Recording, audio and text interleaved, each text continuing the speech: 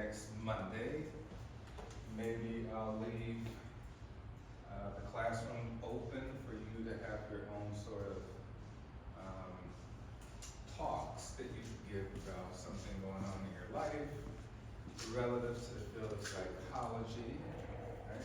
So you can have maybe 10, 15 minutes to talk about something maybe interesting that you learned, something interesting that you've experienced, are experiencing, maybe things dealing with mental health, family, jobs, school, et cetera. I'll leave some time for that. And then also we'll just have some open time for just open discussions. We can talk about anything, even outside of the field of psychology, maybe 10, 15 minutes of course. All right, try to get in your research participation papers, right? Try to do something, some surveys, questionnaires. Dr. Sondermeyer sent me a study. I'll upload that to Blackboard today. So if you need, something to participate in, you can. And we'll go from there. All right, so we're now into social psychology. So in the previous chapters, we looked at the individual, right? The individual mind, the mechanisms, biological, psycho, and now we're into the social aspect, right? Whereas last chapter we looked at personality, which is, in case you could look at, think of in disposition, right? What is your disposition? We are going to look at situational factors. How do situations affect your attitude? How do situations affect your disposition? Are you the same personality across the board at any given time, or it really depends on the situation? Can we all become participants in a Nazi genocide because the situation may call for it, although our disposition outside of that situation, we may be described as moral, ethical, principled individuals who would not participate in such atrocities unless pressed under certain conditions. We'll look at some theories on cognitive dissonance. All right, we'll also look at the Stanford Prison experiment with Professor Philip Zimbardo. Pull up the video of that. We'll just get into it. All right, so social thinking, right? Social thinking involves others. Are you the same person by yourself as you are with others? Do you conform in conversations? Do you change your attitude about things if you are influenced? Are you constantly being influenced? Is that really how you want to dress? Is that really how you talk? Are you pretending to be an ideal version of yourself that you think others would like to be? When you are in a group of friends, who are you? Are you the leader? Are you the follower? Are you somewhere in the middle? Do you make the executive decisions? Do you usually combat people? Are you disagreeable? Are you agreeable? Right? So we'll look at social thinking, social influence, and also antisocial and pro-social relations. So we say social psychology is social thinking focused on social influences that explain why the same person acts differently in different situations. All right, and then most fundamentally, we have the attribution theory, which is we tend to overestimate a person's disposition, or oftentimes underestimate a person's disposition, as well as the situation. So for example, you are driving down in 290 trying to get to Concordia University, and you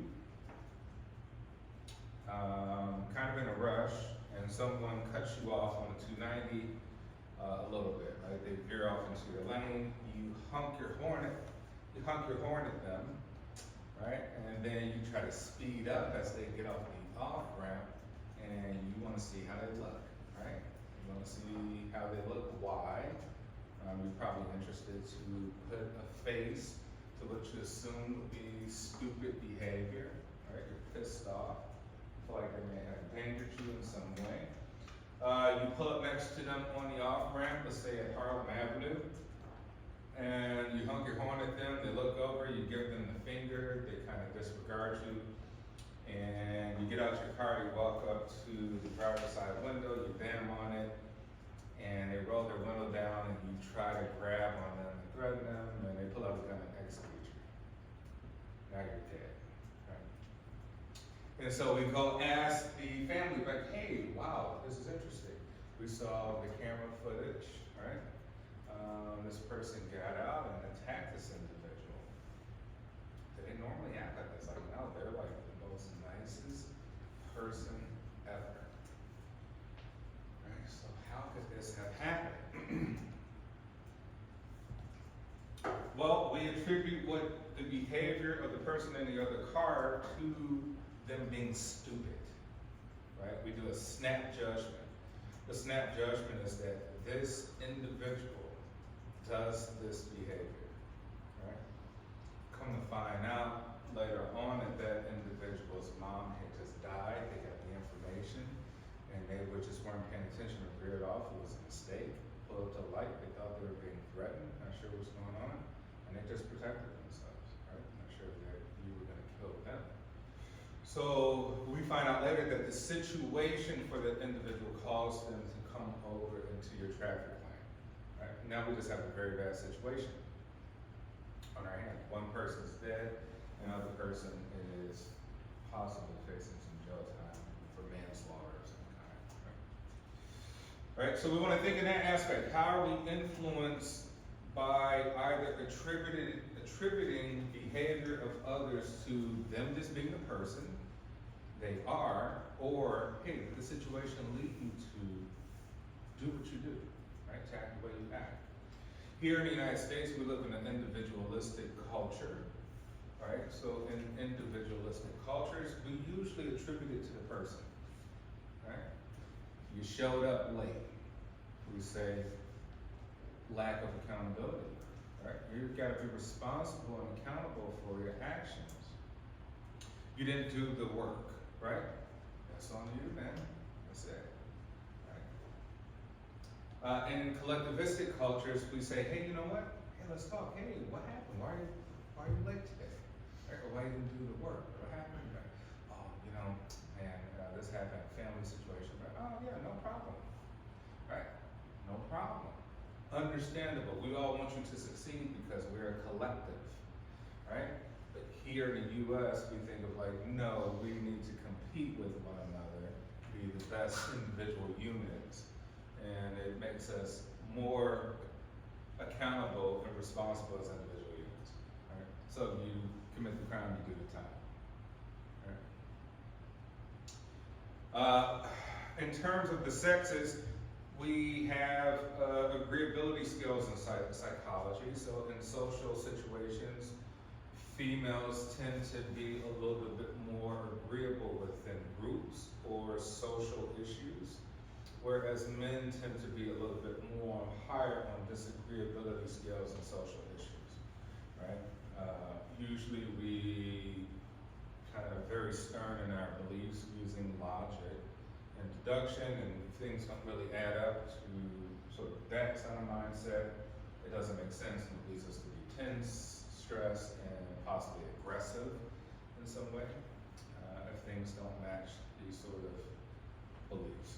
Hence why there tends to be more men in prison than women, right? Hence why it tends to be a little more females who are liberal politically than men, right? They tend to use a nurturing aspect or view the situation that people are in more so of, say, a conservative mindset, like, no, you have to pull yourself up like bootstraps, you're responsible, you're accountable, I don't want to pay taxes for social welfare programs, right? These people are lazy or something of the sort, right? Either way, right? It can go either way. So we have attribution theory. Usually we attribute something to either just being you, we're rarely looking at the situation, or we should be looking at the situation more, but we can overdo it, right? So let's say we're going back to a political standpoint, we can't overestimate the situation, right? We want to give all this money to all these programs to help people, when really it might just be, bless you, right? Within the subset of groups, it may be a bunch of people who are not motivated, lazy, right? And they're not going to change regardless if you give them the money or not, right? Regardless if you change the situation. So it goes both ways. Okay, and we got that fundamental attribution error that we just talked about, the overestimation. All right, factors that affect attributions. Obviously, your culture, we said, right? Collectivistic or individualistic, right? Even though we live in a society of individualistic cultures, we are comprised of a multitude of cultural dimensions because people are from other parts of the world. So your family may be more collective, right? More support, more understanding about situations and factors like that. Or they may be individualistic. Hey, you're on your own, right? Be accountable for your actions.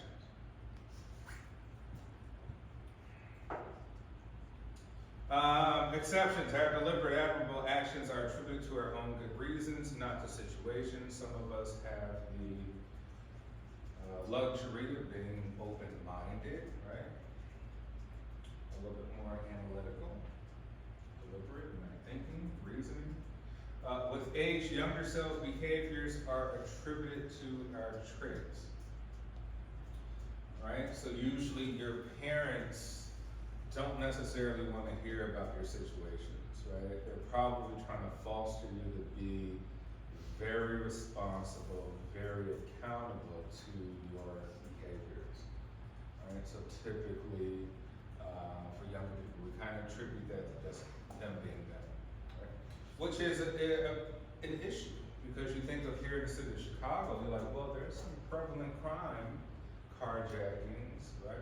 Armed robbery, smash and grab, right? All sorts of things that we read about and hear about. And, you know, we do want to maybe attempt to ask the question like, are these individuals who are participating in this sort of criminal behavior, is it just them? Or should we also look at where they come from? You know, has your environment impacting you to be a thief? You know, is your environment influencing your behavior for you to link with criminal groups instead of support groups, right? How are you being influenced by other factors, such as music? Is the music influencing how you dress, right? Is Instagram influencing what you buy, what you wear, where you want to go, right? Does it alter your behavior with sort of social influencing? All right, so here's a dispositional versus situational attribution. Should the 2015 slaughter of 9 African Americans attending a church Bible study in Charleston, South Carolina be attributed to the shooter's disposition or situation? So let's think about this for a second. You are on the jury, right, for this person executed some individuals in the church during Bible studies, right? And you're given the facts of the case, but also other people come up to speak up for the shooter and say, this person's never really did this before. Right? The criminal behavior, there was really none before this. This person grew up in a rough household, right? They were abused by dad, mentally, mom of some sort, mentally abused to some degree, right? Hey, this person was a good kid, straight A student, yada, yada, yada. So here is your question. You get two choices. 40 years imprisonment or death. The death penalty. Right? And think of why you're going to select either or. You're given two choices. So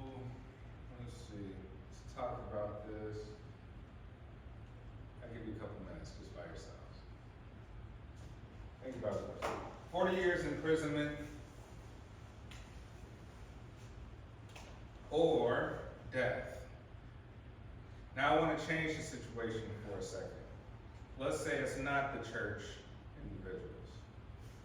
Let's say it's a school shooting. 15 kids in elementary school, second and third graders, first, second, and third graders. Came in and executed them all. 40 years or death.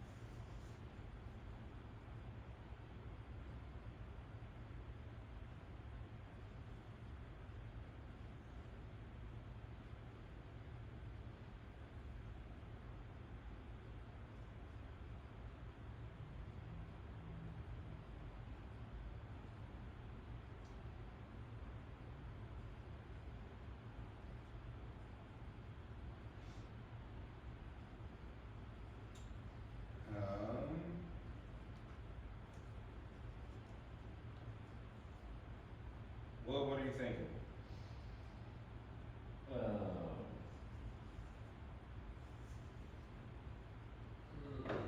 The basis of my argument is, the ultimate goal theoretically is, I guess you would say reformation or,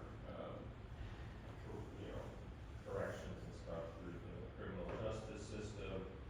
The question is, can you actually, or how effective is that? Someone who does this in society, in both cases, someone who's been extremely skewed, to do such heinous, violent, acts and stuff. So at a certain point, you need to, one, assess if they're ever safe enough to be let back into society. And then two, is there a way to fix that? I'm not generally for the death penalty. The only time I can really think about it being effective is like, hey, if we already know this person's gonna be in jail for life or whatever, is it more cost effective to then impose the death penalty at a certain point if you're like, well, prison, no writ or no whatever, parole, it's like, well, what's the difference then kind of in my mind? Okay, and they say, hey, well, nice argument, nice philosophical argument, but the parents from these people showed up and said, hey, we're not gonna ever see our kids ever again in life. And where they are. Would that influence Where they your, are. hmm? Where the parents are. What are the parents like? Where the parents are getting Death. death penalty. And they say, hey, 15 kids, he took their life. We're not gonna be able to see them, so you're telling him he could remain and have his life and get X amount of dollars from taxpayers to rehabilitate, to reform, with the likelihood that that would happen at some time in the future? We're banking on that, and so if he gets out again and does it again, who do we blame him and who do we blame Will? What do you think? Would that influence, would that, if they showed up and said that, would that change your mind? No, because I was already thinking about those things. Essentially, one, can the rehabilitation actually be effective? Two, the disposition of that sort of thing. So you have to say, okay, so like the African American church, it's like, hey, this was a targeted hate crime and this and this and this. And it's like school shootings in many a sense. I see it less as like, well, it really depends on the shooter, but there is a lot of times where it's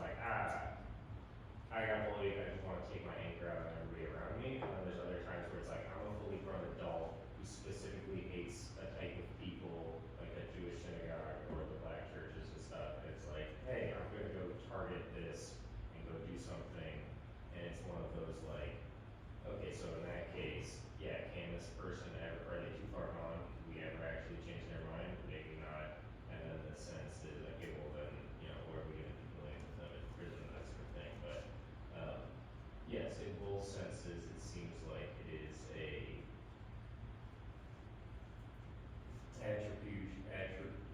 attribution of the criminal in which they went out and did acts because of what they believed and that sort of thing. Nobody got forced exclusively by the situation doing either of those. The person crafted, decided on their morals that they're gonna do something. So at the end of the day, you have a summation that it is the person and not the person's situation. Or are you saying, It is always a mixture of the two, however, there's people who are pushed into worse situations or have it worse who also gone crack, so at the end of the day, yes, it's also ultimately down to the person to go through with the actions. okay, so maybe the person, it's not usually like that, but they get pushed to a position to where it changed their attitude or mindset about something and it's now. Okay. Interesting. Yeah, you make some good, interesting arguments, even with the court situation, you know, because you're trying to deduce, you know, is it the situation of even prison reformable? Right, now we got a whole new situation, that's gonna alter the personality of the person to make them a better person, worse person, or is it just who they are? Back there. 40 years or death, yes. I mean, I feel like I don't have enough information to like give the 40 years. I need to see like medical records first to see if he has like some sort of mental health like defect or something. Mm-hmm. But So they come in, all right. School social workers, counselors, etc., come in and say, yeah, you know, he was bullied. Like this whole time in elementary school and high school, he was bullied. His parents beat him down quite a bit, so he was mentally abused, right? But we didn't diagnose him for anything. We just documented that he did face a lot of mental sort of trauma. Does that change your, does that persuade in any way? I mean, I guess kind of depending on the age. If this is an older person, I feel like no, it wouldn't change much. But like, I feel like he's kind of too far gone. If he's younger, it's kind of like what you said about kids being kids. You know, they're not fully aware of their consequences to what they do. So, I mean, even if it was targeted, then would take some further assessments, especially like school shootings. You know, nowadays these like 16, 17-year-old kids are doing guns and stuff and just doing stuff they're gonna regret later in life. And you know, some people they do go, you know, be like doctors, they're like, yeah, I regret it. And then some people are like, oh, I don't really, I know what I was doing. So I feel like you can base off a person's condition, but I mean, based on further questioning, and you know, that's how I make my decision. I kind of go based off of have we like talked to this person enough to know for sure was it targeted or was it not. So, because if they You're were saying, well, we can't say anything for certain in life, because then we'd be mind reading. oh, Right, so you have, in court, you're showing up with a lawyer that's going to defend, right, and to defend with anything, whatever he can come up with, right, then you have the prosecutor coming in and saying, prosecutor walks in, well, okay, let's say the defense walks in and say, hey, look, 40, imagine being in prison 40 years. 40 years, you guys only like, most of you are like 19 or whatever, 18.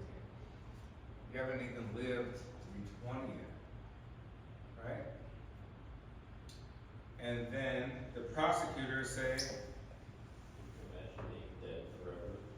prosecutors say, take a look up there. And what if that was your kid? Right? Give a simple test. If it was your child, what would you do? Alright, and so what would your answer be? Death or 40 years? Pick one. would probably still agree with that. I mean, it's numbers, and it's that point, it's like 9 or 15, I mean, both of them are still really big numbers for one person, so. And the defense say, hey, you're actually killing somebody. You're gonna be the reason that this guy dies. You got blood on your hands. You like to kill people? That's what you did? But like, That's jury? I'm not gonna kill them, secondly, they also have blood in their hands, so it's kind of an eye for an eye type thing, or not, it's an eye for 15, but, I can definitely see, especially if they were, I mean, I guess for both, but if they do the 40, it could just make them worse, so that environment's not really. Yeah. That makes sense, right? But, okay, you're saying, hey, you know, we're banking on the future. We're banking on something that's gonna occur. And if we really thought about it, we say, 40 years, we won't even know this dude. We would forget this case, most people would have forgot about it, right? When we talked about it. But this dude would still be alive. And at that time, he could be released and do it again, right? Because the real answer, if you think of like, where are we sending them? To prison. Oh, that's an interesting situation to be in prison. Well, you can go to prison and become nicer? When there's gangs and you might be raped, and you gotta sell drugs for ho-hos and candy bars? You have to survive being shanked, raped in the shower? I'm not sure if that place is going to help, quote unquote, rehabilitation or reformation, right? I don't know if we ever seen anybody who was reformed from prison. Sounds wonderful, right? But we know when we look at the mice in the laboratory, you adapt to your environment, just like any one of us would, right? Because you want to live to see tomorrow, plain and simple. So you have a knife in your sock, a razor underneath your tongue, and you were under the threat of being raped or killed the next day. So you become a prisoner, just like every other prisoner, right? Something to consider. What do you think? I think I would probably give him that because I think, like you said, for an eye for an eye. Sure. Eye for an eye. So you say, hey, you know what? All right, we can only go with what actually occurred. What occurred is death, and so we have to exchange death for death. If we don't exchange death for death, then in some sense, I don't know if there's any justice, fairness of some sort, right?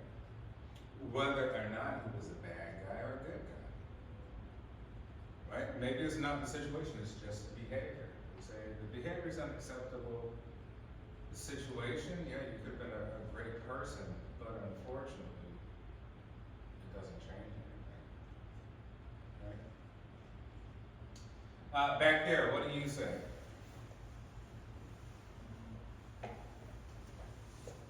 I don't know, because it could go either way. Pick one. I guess the 40 years. 40 years. So you sentenced to 40 years, and then the parents walk up and they're like, oh, you know, hey, thanks a lot, man. Yeah, my kids, we had a baseball game to go to tomorrow, but we gotta go bury him, we got the funeral. You know, thanks for giving him 40 years. So you're stopping by the funeral or the wake tomorrow? It's a small casket, it's only this big. You still gonna give him 40 years?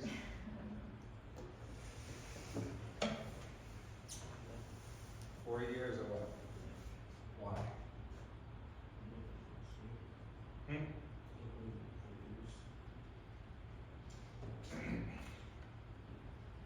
Right? There is no answer. The answer is your answer, right? Each one of you will attribute how you're going to behave or act, and probably by the prosecution or the defense, how great they persuade you. Because I could have persuaded you by guilting you. By saying you're a murderer, right? Oh, you're a lenient person, right? I could have guilted you in any way. I bet you wouldn't do that if they were such and such. Right? What if they were your children? Et cetera, et cetera. Which shows that we can quickly change our attitudes just with a little bit more of context of anything, right? Or influence. The art of persuasion, and we'll look at a little bit more at persuasion in a second.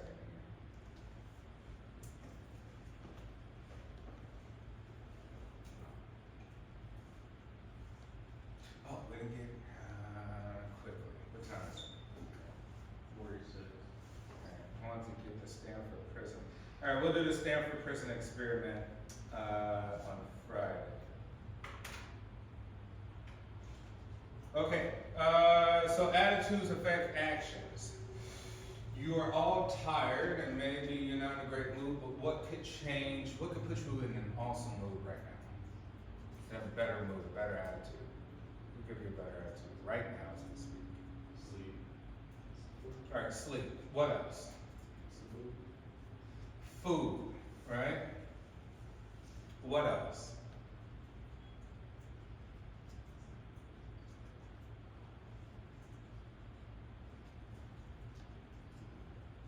Right? What's that? Also, some entertainment too. All right, entertainment, right? Something of the sort. You could do something to change your attitude, but you actually could change your attitude just by smiling, right? Think about it. We have the subconscious mind, which encompasses a lot of our behavior, most of our behavior. So if you give yourself a negative attitude, subconsciously you'll have a negative response, right? And so if you're feeling lethargic, if you feel tired, if you feel bored, you can excite yourself smiling and changing the way you think very quickly, right? So either you can have a negative attitude or a positive attitude that immediately will change how you actually feel. So attitudes affects actions and actions affects attitude, right? One of the things at the bottom, we got the foot in the door phenomenon, which is taken from probably the 70s and 80s, where salespeople would come knock on the door of homes, and usually be like a housewife at home at the time because the husband's right there working. And they'd be selling something, say insurance or something of the sort, and usually people would try to avoid them. Or if they forgot, they answered the door, they'd try to quickly close it. Like, hey, not interested, right? Foot in the door phenomenon is literally like the salespeople were taught to put the foot in the door, so they didn't slam the door, so they could talk to them, right? The foot in the door phenomenon, it means that really you need a good first impression to change people's attitude about something, right? Because the first impression is usually, I don't want to be bothered, I just don't, right? So in order to persuade individuals, you need to have an introduction, some sort of access to them to give some information.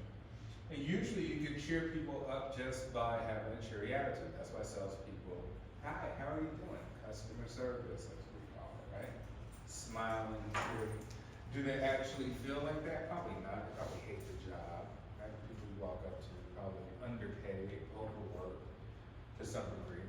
But we know when someone is cheerful to us and say in a customer service situation, it helps. And we say, we might come back.